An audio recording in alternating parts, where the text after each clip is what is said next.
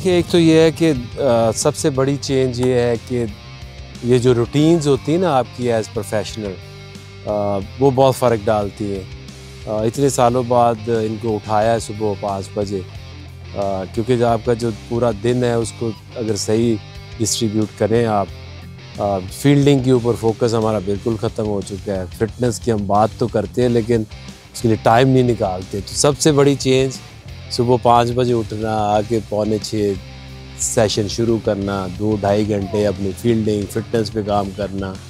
और फिर जो क्रिकेट वाइज अगर आप देखें तो उसमें ये था कि जितने आपकी ऑप्शंस हैं, एक तो उनको पहले माइक हिसन भी इन्वॉल्व था, कोचेस जो है नेशनल टीम के वो भी इन्वॉल्व थे। इन सब को देखना कि कौन कौन सी ऐसी स्किल्स हैं जिनके ऊपर फर्दर इनको फोकस करना चाहिए। और अच्छी बात यह है कि जो अलाइनमेंट है, this is the first time after long time कि जो नेशनल टीम की जो अलाइनमेंट है विद नेशनल एकेडमी, वो सिंक होनी चाहिए। अगर एक प्लेयर के ऊपर कुछ काम होना है तो उसकी कंटिन्यूटी इज़ वेरी इंपॉर्टेंट। तो आई थिंक ये 2-3 चीज़ें हैं। थर्ड फेस आ गया है, आइडेंटिफाई कर रहे हैं कौन से आपके फ्यूचर प्लेज हो सकते हैं जिनके ऊपर फोकस होना चाहिए, और उनको इंडिविजुअल्स प्लान्स हैं, उनकी जो इम्प्रूवमेंट है उनके ऊपर काम होगा।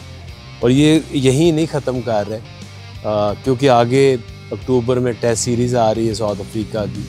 तो अभी मुहर्रम के बाद जो है वो रेड बॉल का कैंप भी लगेगा। और अभी ये जो 3 फेजेज़ हैं, इनका मकसद था एक पाकिस्तानी टीम जो बांग्लादेश और वेस्ट इंडीज़ की सीरीज़ हैं, और एक आपकी शाहीन जो इंग्लैंड जा रही है। अब एक टीम जो आपकी शाहीन है एमर्जिंग जिसको हम कहते हैं, वो ऑस्ट्रेलिया जाएगी। तो white ball plus red ball coming South African test series, इनके ऊपर फोकस करेंगे।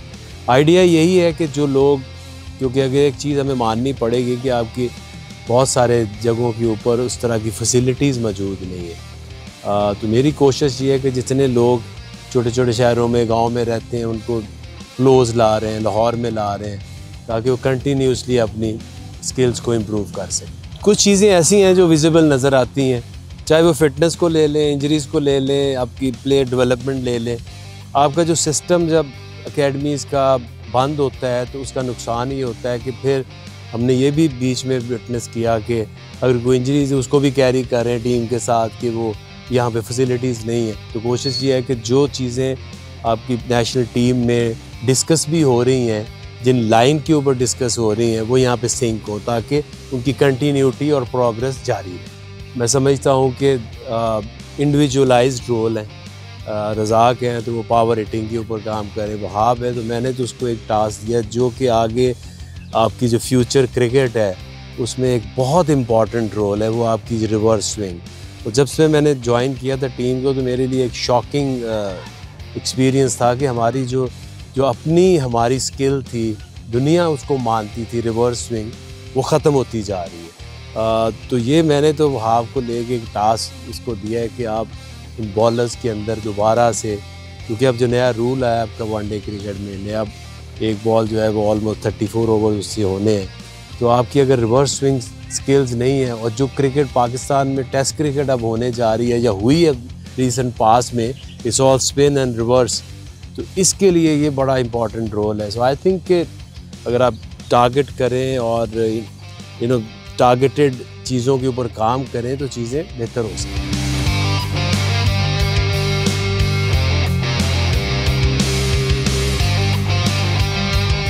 इस कैंप में तकरीबन कोई 45 प्लस लड़के जो हैं वो आए थे, और जो बेसिक आइडिया था वो यही था कि इन लड़कों को बहुत देखा जाए, इनको समझा जाए, और इनकी जो गेम अवेयरनेस है उसको जज किया जाए। और आई थिंक इसमें से हम लोग टैलेंट को आइडेंटिफाई करेंगे कौन जो है वो किस फॉर्मेट में और किस जगह पे फिट इन होता है पाकिस्तान के लिए। सो इन लोगों के साथ जो हमने काम किया वो इनकी बेसिक चीज़ों के ऊपर ही काम किया, और प्लस बॉलिंग में जो है वो स्पेशली हम लोगों ने कोशिश किया है कि जो हार्ड लेंथ्स है उन पे काम करें, क्योंकि हमने देखा कि काफ़ी ज़्यादा जो है वो जो कंसिस्टेंसी है उसमें लैग करते हैं ये प्लेयर्स, और एंड में जो डेप्थ बॉलिंग है उसको हम लोगों ने मद्देनज़र रखते हुए जो यॉर्कर्स है इनके ऊपर बहुत ज़्यादा काम। देखिए, रिवर्स स्विंग जो है वो बहुत इंपॉर्टेंट है किसी भी फास्ट बॉलर के लिए, और अब जो इंटरनेशनल में रूल आ रहा है, स्पेशली वनडे में भी जो रूल है कि 34 ओवरों के बाद एक बॉल जो है वो यूटिलाइज़ होगा सो इस पे जो एंड में टीम वही अच्छा करेगी जिसके बॉलर्स के पास ये इख्तियार होगा कि वो रिवर्स स्विंग अच्छा करते हैं। सो आई बिलीव कि ये एक बहुत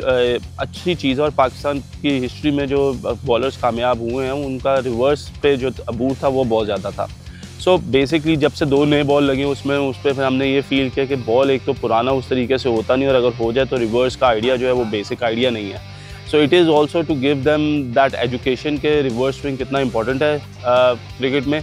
और अब ख़ास तौर पे जो रूल्स हैं उसके साथ इनको ये समझ आनी चाहिए कि ये रिवर्स स्विंग अगर करते हैं तो इनका जो है वो गो टू बॉल क्या होना चाहिए। मीन्स कि अगर ये यॉर्कर्स है, लेंथ पे जोर लगता है किसी बॉलर का, किसी का यॉर्कर पे जोर लगता है, तो उसको आइडिया होना चाहिए कि मेरा रिवर्स कितना होता है, कहाँ से मैं शुरू करूँगा, कहाँ से मुझे वो आइडिया लेना है। सो ये चीज़ें बताना इनको बहुत इंपॉर्टेंट है। सो इनके साथ अभी हमने बेसिकली काम तो शुरू किया है।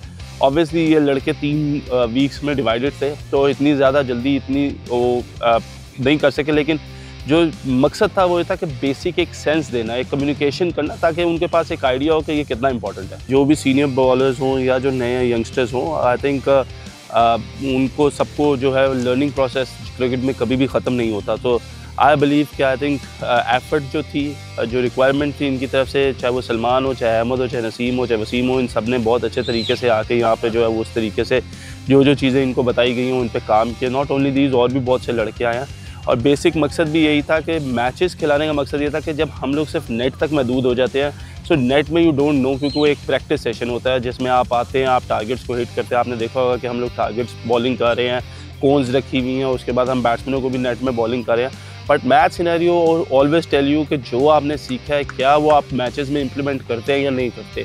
क्योंकि अगर हम लोग ये चीज़ें जो सीखते हैं वो इन मैचेस में इंप्लीमेंट नहीं करेंगे तो हमें आगे जाकर इंटरनेशनल क्रिकेट में इसकी बहुत ज़्यादा जो है वो मुश्किलात होती हैं, क्योंकि प्रेशर इतना डेवलप हो जाता है कि वहाँ पे जाके फिर आप कोशिश नहीं करते कि जो आपने नई चीज़ सीखी हुई है वो आप इम्प्लीमेंट करें। सो ये जो मैचेस हैं ये करवाने का मकसद भी यही था कि जो ये लोग सीख रहे हैं, जो इनसे बात हो रही है, हम भी ये देख सकें कि इन्होंने कितना उस चीज़ को अडॉप्ट किया और हम लोग कितना जो है वो काम कर रहे हैं इनके ऊपर, और हमें और कितना काम करने की ज़रूरत है।